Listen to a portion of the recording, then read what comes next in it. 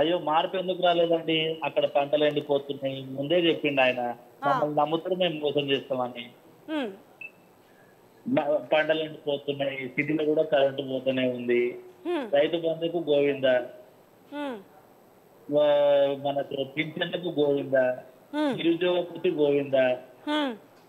ఈ గ్యాస్ సిలిండర్లు మరి ఆయన ఎవరికి ఇచ్చిండో 500 రూపాయలు మనకి ఎవరు తెలియదు ఇంతవరకు అయితే. అదే కదా, కానీ గొప్పగా మేము ఈ 3 నెలల్లో ఇచ్చింది ఏంటంటే మేము 4 గ్యారంటీ స్కీమ్లని అమలు చేశామనే మార్పుని చెప్పుకుంటున్నారు వాళ్ళు. ఎవరికి ఇచ్చిందండి మార్పు? ఎవరికి ఇచ్చింది అసలు? ఎవరికి ఇచ్చిండు ఆయన? ఎవరికి ఇచ్చిండు? ఒకసారి పోయి ఊర్లలో ముట్టడం అడిగితే తెలుస్తుంది ఎవరికి ఇచ్చిండు. ఆడవాళ్ళని అడిగితే తెలుస్తుంది గ్యాస్ సిలిండర్లు ఎవరికి ఇచ్చిండని. వాళ్ళకి 4,000 ఇవన్నీ అడగాల్సిన అవసరం లేదండి. పబ్లిక్ ని ఇప్పటికి కూడా మద్దతు పెడుతుండ్రు. తెలంగాణ మీ యూట్యూబ్ ఛానల్ ద్వారా నేను ఒకటే ఒక విషయం తెలంగాణ ప్రజలకు చెప్పాలనుకుంటున్నా. అయ్యా మీకు దండం పెడతా, ఎంపీ ఎలక్షన్ల విధంగా మళ్ళా మొన్న ఈయన దొంగ రేవంత్ రెడ్డి చెప్పినట్టు పైన సెంటర్ లో కూడా మా గవర్నమెంట్ వస్తేనే 6 నెలలు ఈ 6 స్కీమ్లు ఇవ్వగలుగుతాం అవి అనే మాటలు మాట్లాడిండు. మీరు ఇట నమ్మి మళ్ళీ మోసపోయిందంటే తెలంగాణ ఆయన అమ్మేస్తారు. కానీ ఇంకా వాళ్ళకు తెలంగాణ ప్రజల మీద అమితమైన విశ్వాసం ఉందండి. ఎందుకంటే మేము అద్భుతమైన పథకాలు అమలు చేశాము, రానున్న రోజుల్లో ఎట్లాగూ మమ్మల్ని నమ్ముతారు కాబట్టి మేము అద్భుతంగా సీట్లు సంపాదిస్తామనే నమ్మకం వాళ్ళకు చాలా గట్టిగా ఉందండి. మొత్తం కేవలం ఈ పిఆర్ స్టంట్స్ మాత్రమే. మీరు టీవీలలో ఈ సోషల్ మీడియాలలో అసలు ఈ గవర్నమెంట్ నమ్మి కొంతమంది సోషల్ మీడియాలో పోస్టులు పెడుతున్నారు. ఇప్పుడు వీళ్ళని ఏమనాలి, మనుషులు రాగాలి, కుక్కలు రాగాలి నాకు అర్థం తగ్గలేదు. కాంగ్రెస్ చేయంటారు, రేవంత్ రెడ్డి చేయంటారు, ఎట్లా అంటున్నారో నాకు అర్థం కావట్లేదు. ఇంతమంది యావత్ తెలంగాణని మోసం చేస్తున్నారు వీళ్ళు. వీళ్ళని రేవంత్ రెడ్డి చేయని కొంతమంది మాట్లాడుతున్నారు, పోస్టులు పెడుతున్నారు. ఎందుకు పెడుతున్నారు, ఎట్లా పెడుతున్నారు, వీళ్ళు కడుపుకు అన్నం తింటున్నారా గడ్డి తింటున్నారా అర్థమైతలేదు. కళ్ళ ముందర జరుగుతున్న అన్యాయాన్ని చూసుకుంటా కూడా ఇంతమంది పోస్టులు పెడుతున్నా అంటే నాకు అర్థమైతలేదు. ఈయన పెద్ద మొగుడేమో మొన్న అదేంటి పేగులు మెడలు వేసుకుంటా అంటుండు. మరి 6 గ్యారెంటీలు ఇచ్చిన హామీలు నెరవేర్చకపోతే పబ్లిక్ మెడలు కొడతారు, అప్పుడు ఏడేసుకుంటారు. పబ్లిక్ తెలంగాణ ప్రజలు నీ మెడలు కొడతారు, అప్పుడు ఏడేసుకుంటారు. నడుము గుట్టుకుంటావా, కుక్కలేట పడతాయి. ఏం మాటలు! తెలంగాణ సీఎం అయి ఉండి ఆ కుర్చీకున్న హుందాతనాన్ని కొడుతున్నావు. పబ్లిక్ లో అసలు మేము పలానా స్టేట్ నుంచి వచ్చామని చెప్పేసి బయటకు పోయి ఇక్కడ చెప్పుకోనికి కూడా సిగ్గుతోటి తలదించుకునేటట్టు చేస్తున్నాడు. నిజంగా తెలంగాణ అంటే రేపు తెలంగాణ అంటే వీళ్ళ భాష ఇంత నీచంగా ఉంటుందా, వీళ్ళ అలవాట్లు ఇంత నీచంగా ఉన్నాయనే లగంగా ఈ రోజు అర్థమవుతుంది. అంటే మార్పు అంటే ఇక్కడ కనిపిస్తుంది. 10 ఏళ్ల కింద తెలంగాణ వాళ్ళన్నా తెలంగాణ భాష అన్నా ప్రతి ఒక్కరు హేళన చేసి ఒక రకమైనటువంటి నవ్వు తెలంగాణ భాష అంటే. అటువంటిది కేటీఆర్ గారు, కేసీఆర్ గారు వచ్చి తెలంగాణ నిలబెట్టి తెలంగాణ ఇంత మంచి అభివృద్ధి పదంలోకి తీసుకుపోయిన తర్వాత బయటకు ఎక్కడన్నా పోయి పలానా మా కేటీఆర్ సారు మాకు ఐటీ మినిస్టర్ ఆయన మేము చెప్పుకుంటే మాకు ఇజ్జత్ ఉంటుండే. ఇప్పుడు ఆయనతో మొత్తం ఇజ్జత్ తీసేసి ఏం మాటలు అవి, పేగులు మెడలేసుకుంటా, నేను మానవ బాంబులు అయితే నువ్వు ఇచ్చిన ఆరాహాన్ని ఇవ్వకపోతే తెలంగాణ ప్రజలు నేను మెడలు కొడతారు, అప్పుడు ఏడేసుకుంటా, నడుము చుట్టుకుంటావా, కుక్కలు ఎంట పడతాయి.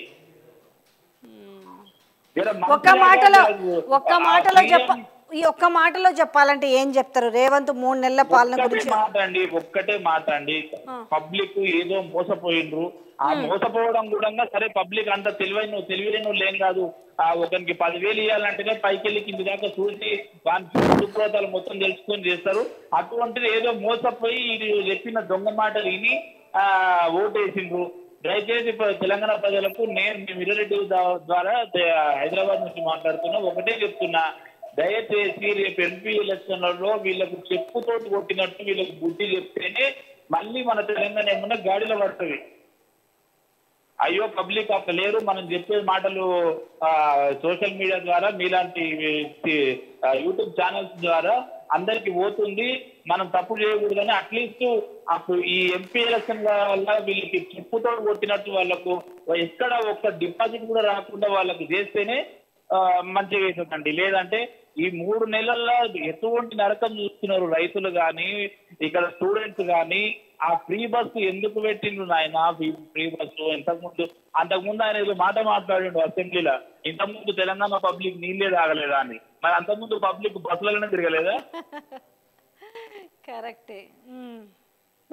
ఏం మాటలు అవి? అంతకుముందు నీళ్ళు తాగిర్రు అయ్యా, నీళ్ళు ఎట్లనో తెచ్చుకొని తాగిండ్రు, కానీ తెచ్చుకున్న తీరు ఎట్లా? పొద్దుగాల పోతే బిందె పెట్టేసి ఆడ నెంబర్ కార్డు నిలబడాలి, నా వద్దు వచ్చిన తర్వాత పోయి పట్టుకోవాలని పని ఇడిచి అన్ని ఇడిచిపెట్టి ఇంట్లో పిల్లల్ని దాన్ని ఏమంటారు, చిన్న చిన్న పిల్లలు ఉన్నా కూడా ఉయ్యాల తీరగట్టిన ఉయ్యాల వేసి పోయి నీళ్ళ కాడ నిలబడేది.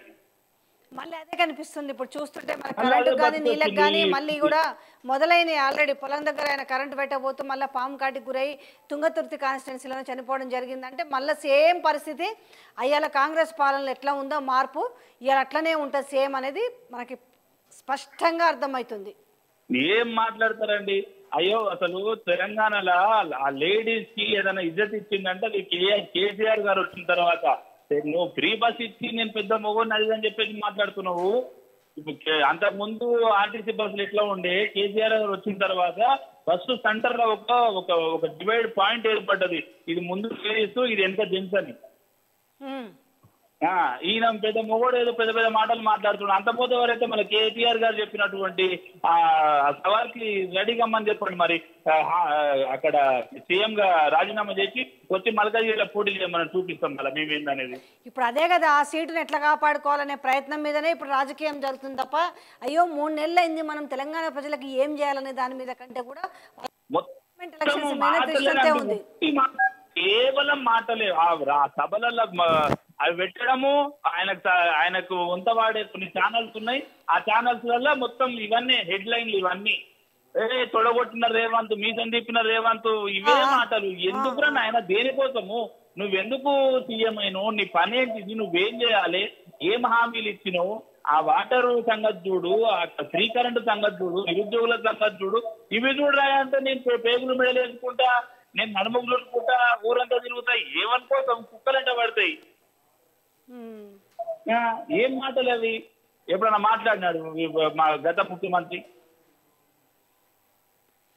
మనిషే పుట్టినాక తెలంగాణలో పార్లమెంట్ చూసుకోవచ్చు. పార్లమెంట్ ఎలక్షన్స్ లో ఇంకా అది ఆలోచించాల్సింది ఏం చేయాలనేసి పార్లమెంట్ ఎలక్షన్స్ లోనే చూడాలి. ఇంకా అంతకు మించి ఏం చేయాలి? తెలంగాణ ప్రజలకి ఏ మాత్రం కొంచెం బుద్ధి తెలివి ఏ మాత్రం ఉన్నా రేపు పార్లమెంట్ ఎలక్షన్లలో కాంగ్రెస్ పరిస్థితి ఏంది అనేది ఇంకా నేను చెప్పను. నిజంగా తెలంగాణ ప్రజలకి బుద్ధి జ్ఞానం ఉంటే రేపు పార్లమెంట్ ఎలక్షన్ లో వాళ్ళని ఏ చెప్పుతోడు కొడతారు, ఏ రైతు బంధు అడిగితే చెప్పుతోడు కొడతామని చెప్పి వాడేవాడు తీర్మార్ మల్లిగాడు, వాడిని అయితే నిజంగా చెప్తున్నా అండి, వాడు బయట ఏడ దొరకడు. కానీ ప్రజలకు దొరికితే మాత్రం వాడి మెడల చెప్పులేసి బట్టలు ఇప్పి కరెంటు పోయిన స్తంభానికి గట్టి కొడతారు వాడిని. వాడు ఎవడు ఎమ్మెల్సీ బల్మూరు వెంకట్ ఎన్ని మాటలు మాట్లాడిండు. నన్ను కంపెనీకే అది చేసిండ్రు. ఒకసారి ఇంటర్వ్యూ చూసి ఆయనది, అప్పుడు ఇన్ని నేను నిజం అనుకున్నా. నన్ను ఎన్కౌంటర్ చేయడానికి ప్రయత్నం చేసిండ్రు. రాత్రి అట్లా జరిగి సినిమాల స్టోరీ చెప్పినట్టు చెప్తాడు. ఇప్పుడు ఎమ్మెల్సీ సంపాదించుకొని పోయి బయటపడుతుంది, నిరుద్యోగులను రోడ్డు మీద నిలబెడుతుంది. బల్మూరు వెంకట్. అవునవును.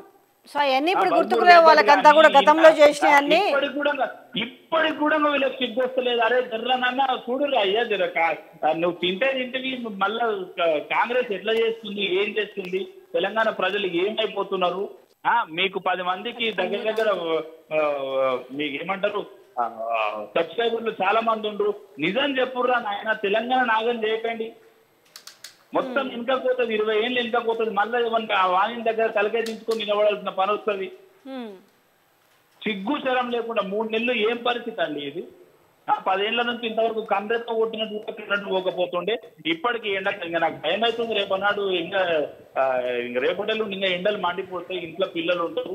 ఏంది పరిస్థితి? ఎండకు ఎప్పుడు తీస్తాడో తెలియదు, ఎప్పుడు ఏమవుతుందో తెలియదు. సో భయం అవుతుంది.